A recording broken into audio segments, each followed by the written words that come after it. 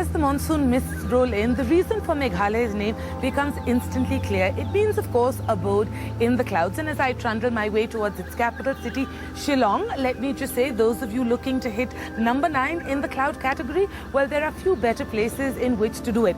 And for those of you who, like me, travel for food, well, let's just say it's raining more surprises than you can imagine.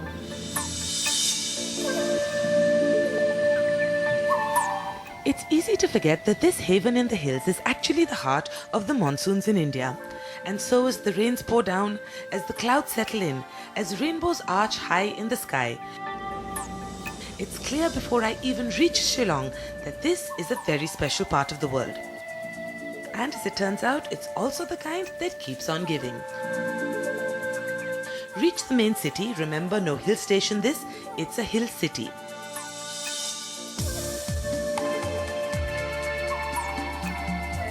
Crowded and crazy in parts, placid and pretty in others. It used to be called the Scotland of the East. But bar a few buildings that hark back to the early European settlers, Shillong has mostly moved on in architecture, in population, and most of all in cuisine. And yet, as I traverse the streets in search of my day's first meal, I discover that in parts anyway, the lovely sense of old world charm persists. And so it's no hardship hunting down a bite. I'm looking to have a home-style meal of local Khasi fare. And there, that looks like just the place to have it.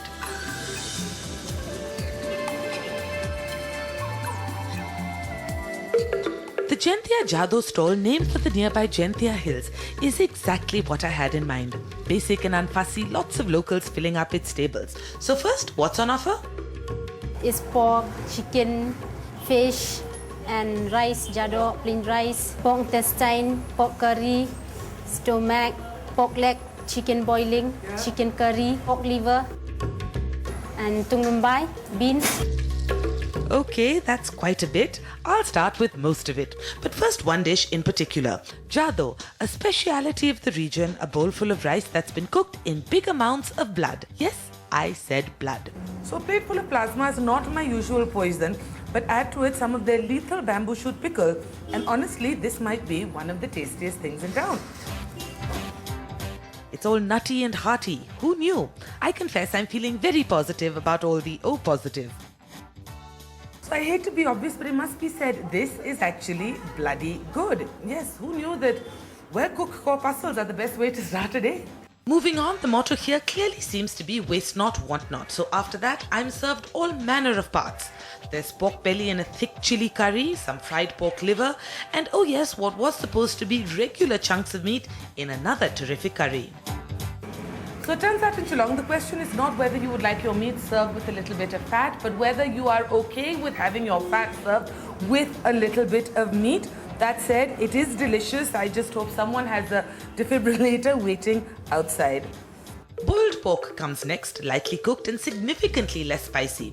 It's sort of like a pork slaw, quite delicious, as are the offerings for those not particularly partial to pig, like the unappetizing sounding but surprisingly effective boiled fish with vegetables. Light tart, they don't use a single dried masala to make it. There's fried fish as well, and then there's their chicken curry. Gorgeous gravy, but at least we know how fresh this is. This is 100% a mountain bird, and it has the muscle to show for it. The gravy, though, I have to say, is again absolutely delicious.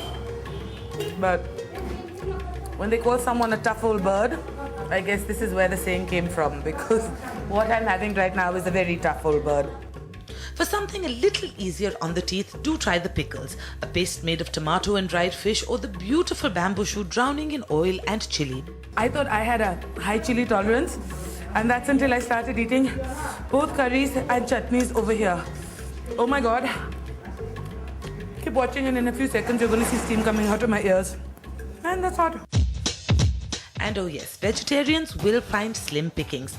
But there's a plate of Karela, bitter but not bad, and another dish they call tungung bai, a sort of paste made of fermented beans. Or if they say that wine gets better with age, the same cannot be said for beans. Yes, turns out there is such a thing as too much fermenting. I will say though that it's a little strong for me. No doubt other people will find it a lot more appetizing than I do. It's a bit too strong. But that aside, this is as good a welcome to the Northeast as I could have asked for. Earthy and chilly, tart and tasty, and utterly distinct in flavor profile.